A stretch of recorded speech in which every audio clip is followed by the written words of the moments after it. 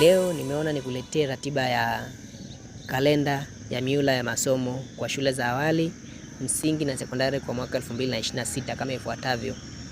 Kwa mula kwanza, shule zinafunguliwa Januari 13, 2026. Alafu kutakuwepo na likizo fupi ya mwezi wa 4. Itafungwa tarehe 27 mwezi wa 3. Shule itafungwa tarehe 27 mwezi wa 3, 2026 kwa likizo fupi na kufunguliwa tarehe 8 mwezi wa 4, 2026. Baada ya hapo shule zitafungwa kwa ajili ya mapumziko ya mula na kuanza mula wa pili. Zitafungwa tarehe 5 mwezi wa 6, 2026 na kufanya idadi ya siku za masomo kwa 96 kwa mula wa kwanza.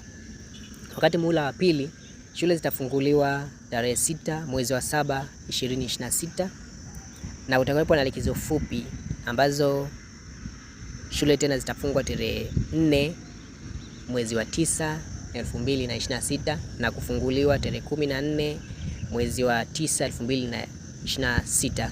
Hapa manake ni likizo ya siku 10 tu. Sasa muhula wa pili shule zitakuja kufungwa Disemba mwezi wa 12 tarehe 4 mwaka 2026 kwa ajili ya likizo ndefu. Na hii itafanya jumla ya siku za masomo kuwa 98 kwa muhula wa pili.